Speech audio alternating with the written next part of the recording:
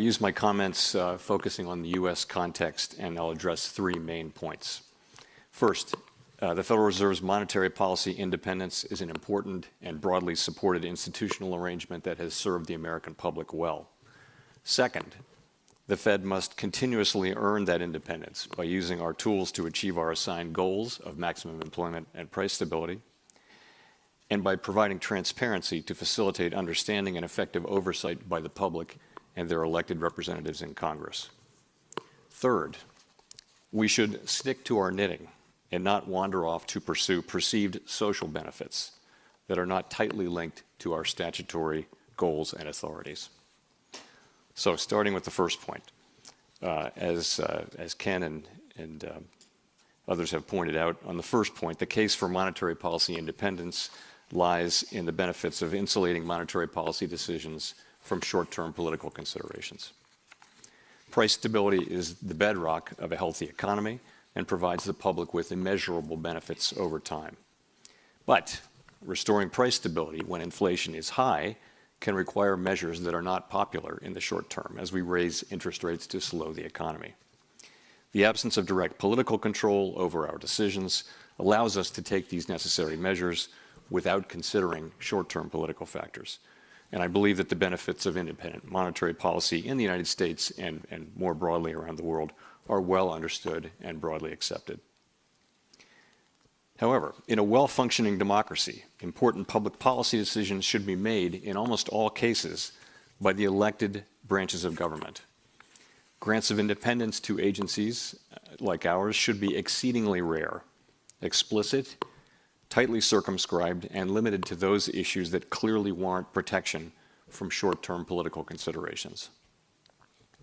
With independence comes the responsibility to provide the transparency that enables effective oversight, in our case by Congress, which in turn supports the Fed's democratic legitimacy. And at the Fed, we treat this as an active, not a passive responsibility. Over the past several decades, we've steadily broadened our efforts to provide meaningful transparency about the basis for and the consequences of the decisions that we make in service to the American people.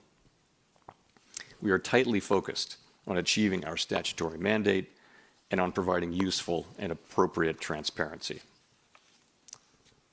On the third point, it is essential that we stick to our statutory goals and authorities and that we resist the temptation to broaden our scope to address other important social issues of the day. Taking on new goals, however worthy, without a clear statutory mandate would undermine the case for our independence. In the area of bank regulation, as Tobias mentioned, the Fed has a degree of independence, as do the other federal bank regulators. Independence in this area helps ensure that the public can be confident that our supervisory decisions are not influenced by political considerations. And today, some analysts ask whether incorporating into bank supervision the perceived risks associated with climate change is appropriate, wise, and consistent with our existing mandates. Addressing climate change seems likely to require policies that would have significant distributional and other effects on companies, on industries, on regions, and on nations. Decisions about policies to directly address climate change should be made by the elected branches of government and thus reflect the public's will as expressed through elections. At the same time, in my view, the Fed does have a narrow but important responsibilities regarding climate-related financial risks.